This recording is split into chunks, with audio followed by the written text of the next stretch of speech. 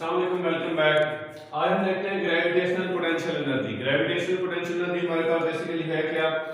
When a body lifted from to a position higher than its initial position in a gravitational field, then work is done on it.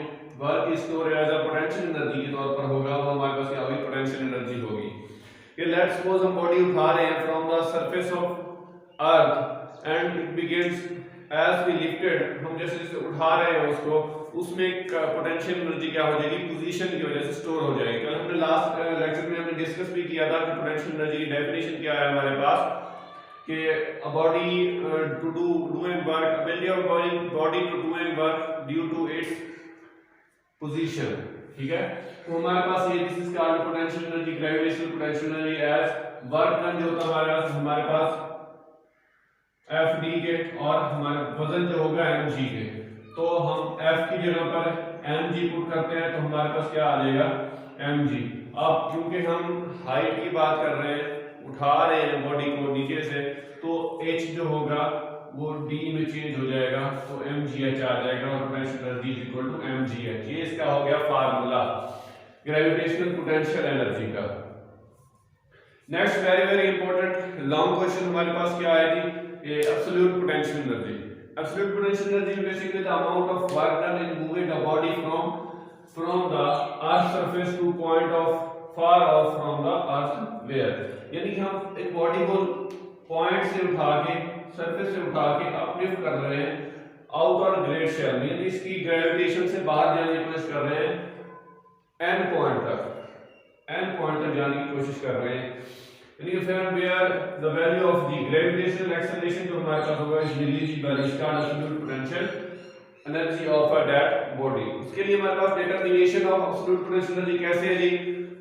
Newton's gravitational law जो है उसने formula drive किया था, F is equal to G M M E over R square. यानी कि gravitational constant M the mass of earth, mass of object and r is the distance between the two bodies। यानी कि अगर ये mass यहाँ पड़ा है अर्थ से, तो अर्थ का mass m e और इस बॉडी का mass m हो जाएगा। इसके दरमियान जो फासला है वो हमारे पास r है, और ये दो पॉइंट है, a point b point. a point को r1 से, दूसरे को r2 से, और इनके दरमियान जो डिफरेंस है delta r equal to r2 negative r1, ये हमारे पास इसका डिफरेंस आ जाएगा। यानी कि जैसे जैसे हम ऊपर जाते जाएंगे फोर्स क्या होगी? वो कम होती जाएगी, क्योंकि इनवर्स रिलेशन है इन दोनों के दरमियान। अब W equal to F D r2 negative r1 is equal to change in distance, हमारे पास r2 and r2 is equal to delta r plus r1, यानी कि इसको अरेंज कर लिया। अब मीन पोजीशन क्या होगा? मीन डिस्टेंस हमारे पास r1 प्लस r2, मीन हम निकालते ही ऐसे हैं, अगर दो पॉइंट है तो उनको जितने टोटल नंबर ऑफ पॉइंट्स पे डिवाइड कर देते हैं। दो पॉइंट है तो हम दो पर इनको डिवाइड कर रहे हैं। नेक्स्ट इसी में हम r1 plus r2 over 2, r2 की वैल्यू पुट कर दो, ये वाली इसमें r2 प्लस डेल्टा r2। अब ये r1 delta r1 delta r, 2 से 2 कट जाएगा, r1 प्लस ये इसके साथ अरेंज हो जाएगा, तो हमारे पास r1 plus delta r over r 2 आ जाएगा। अब क्या है? इसका स्क्वायर ले लो, इसका स्क्वायर लेंगे हम, स्क्वायर लें r स्क्वायर r1 प्लस ये a and b, a plus b whole square equal to a square plus b square plus 2ab आ जाएगा। तो इसी के लिहाज से हमने ये वाली जो है इसके ऊपर अगर स्क्वायर ले लें तो इसको खोल दें, r1 square a square r2 b square plus 2ab दोनों को ऐड कर दिया। अब क्या होता है? हमारे पास r1 स्क्वायर और r2 2r1 r, 2 से 2 का कैंसिल हो जाएगा, 2r1 डेल्टा r आ जाएगा। अब क्या है? ये जो टर्म है इस वेरी स्मॉल, निग्लिजिबल है, तो हम इसको निगलेक्ट कर देंगे। बाकी हमारे पास क्या बच जाएगा? 2r1 delta r। 2r1 delta r में हम क्या करते हैं? r1 को क्या ले लेते हैं? बाहर ले लेते हैं, तो ये आर स्क्वायर वैसे का वैसे r1 square plus r1 delta r आ जाएगा। तो ये 2 भी हमारे पास कैंसिल हो रहा है, तो ये नहीं आएगा, यानी ये कैंसिल हो रहा है, r1 डेल्टा r बच गया। अब क्या करते हैं हम इसमें डेल्टा r की वैल्यू पुट कर दें।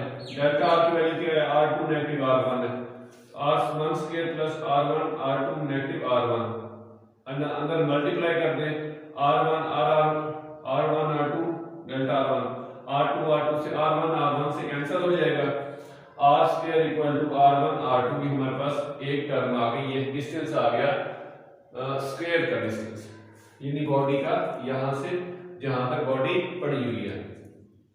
अब वो कह रहा है एज वी नो, हम जानते हैं न्यूटन ने ग्रेविटेशन के कानून के मुताबिक कि जो फार्मूला उसने ड्राइव किया था G(m)(e) ओवर r1 r2 हम स्प्लिट करेंगे, force is constant between r1 and r2, और हमारे पास वर्क का फार्मूला क्या है, W equal to F and D। अब फोर्स जो है इसकी जगह पर ये वाला फार्मूला दर्ज करते हैं, और D की जगह पर हमारे पास क्या है, चेंज इन डिस्टेंस है। चेंज इन डिस्टेंस है तो ये हमारे पास आ जाएगा F। अब नेगेटिव शो हो रहा है, तो नेगेटिव क्यों आ रहा है, क्योंकि हमारे पास बॉडी की सिर्फ यानी कि डायरेक्शन भी यही है और एंगल हमारे पास 180 बनेगा, तो cos 180 इक्वल टू -1 के इक्वल होता है। तो ये हमारे पास इसी वजह से हमारे पास नेगेटिव आया है। डेल्टा आर क्या है हमारे पास, यहां से थे r2 नेगेटिव r1 पुट कर दिया, ये जो कांस्टेंट है इनको बाहर निकाल लें, G(m)(e) r2 नेगेटिव r1 कहते हैं हम कि -G(m)(e) और r2 r1, इसका हम क्या ले लेंगे, इजाफे पे ले लेंगे, तो हमारे पास r2 जो है r1 से कैंसिल हो जाएगा, r2 से कैंसिल हो गया, हमारे पास क्या टर्म बच जाएगी, नेगेटिव G(m)(e) और r1 r2। ये हमारे पास work done between 1 point to 2 point, यानी कि 1 के लिए और 2 के लिए, 1 से लेकर 2 तक है। अब यही वर्क हम अगर 2 से 3 तक फाइंड करना चाहें, 2 से 3 तक, तो हमारे पास कैसे आ जाएगा, वही चीज आ जाएगी, लेकिन यहाँ पर क्या आ जाएगा 1 और 2 1 और r3, और 3 से फाइंड कर 4 करें तो वो भी एज इट इज, यानी कि ये चलता जाएगा सो ऑन। तो हमारे पास वर्क एन इंफिनिटी क्या आ जाएगा, n पॉइंट पर 1 to n 1 over r n negative 1 over r n। Total work क्या करेंगे, इन सबको हम कर देंगे जमा, ऐड कर देंगे, तो ऐड करते हैं 1 to n, total work done जो होगा हमारे पास 1 to 2 2 to 3 2 to 4 up to so on r n negative 1 to n। Values put करें, हमारे पास जो ये चीज आ रही है, ये चीज कांस्टेंट है, सेम आ रही है, तो हम इसको बाहर कॉमन ले लेते हैं, बाकी ये चीज बच जाती है। हमारे पास r1 बच जाएगा, r2 से r2 r3 से r3 r4 से r5 एज इट इज, जो भी आता जाएगा वो कैंसिल होता जाएगा, आखिर में जाके 1 ओवर rn बच जाएगा। तो ये दो टर्म दरमियान में नेगेटिव आ रहे थे, ये बच जाएंगे। 1 ओवर rn जो है, rn इंफिनिटी है, इंफिनिट पॉइंट है, तो हम 1 over infinity is equal to 0, तो हम इसको 0 कर लेते हैं, बाकी हमारे पास 1 ओवर r1 बच जाएगा। अब इसमें मल्टीप्लाई हो रहा है, लेकिन r1 जो है, if point 1 is laying on the surface of earth, surface of अर्थ पे हमारे पास रेडियस जो होगा वो re ले लें, तो हम इसके इक्वल रख सकते हैं 1 ओवर re, पुट कर दें इसमें -G(m)(m) 1 ओवर re। ये हमारे पास क्या एब्सोल्यूट पोटेंशियल एनर्जी है। एब्सोल्यूट पोटेंशियल एनर्जी का फार्मूला ड्राइव किया हमने नेगेटिव rme और r, कि हम कोई भी बॉडी जमीन की सरफेस से इनफिनिट पॉइंट तक लेकर जाएं, तो रेडियस जो होगा वो स्क्वायर से अकेला 1 पावर बन जाएगी, क्योंकि absolute potential energy is directly proportional to mass के।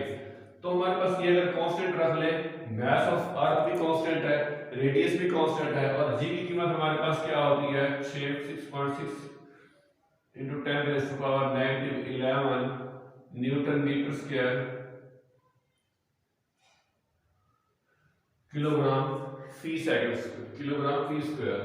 ये हमारे पास ये भी कांस्टेंट है, mass earth 6 into 10⁻24 kg, mass of earth भी कांस्टेंट है, हमारे पास रेडियस ऑफ अर्थ क्या है 6.4 × 10⁻⁶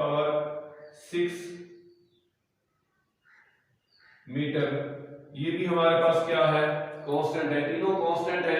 अब हमारे पास जो है रेडियस जो सिर्फ मास पर असरअंदाज हो रहा है, अब ये इसको हम एब्सोल्यूट पोटेंशियल एनर्जी को हम U से भी डिनोट करते हैं, UG इनवर्सली प्रोपोर्शनल है 1 डायरेक्टली प्रोपोर्शनल है m के।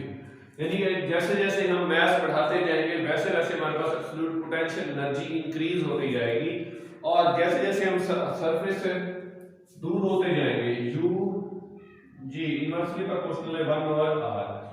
जैसे जैसे सरफेस से दूर होते जाएंगे वैसे वैसे उसकी पोटेंशियल एनर्जी भी कम होती जाएगी। जैसे जैसे सरफेस पे जमीन पे आते जाएंगे पोटेंशियल एनर्जी बढ़ती जाएगी, क्योंकि ये इनवर्सली रिलेशन है between radius of earth and potential absolute potential energy. ये था हमारे पास एब्सोल्यूट पोटेंशियल एनर्जी की डेरिवेशन देखी, हमने फार्मूले निकाले और हमने ये रिलेशन देखे। नेक्स्ट लेक्चर में इंशाल्लाह हम डिस्कस करेंगे इसकी बाकी जो चैप्टर रह गए उसके टॉपिक्स।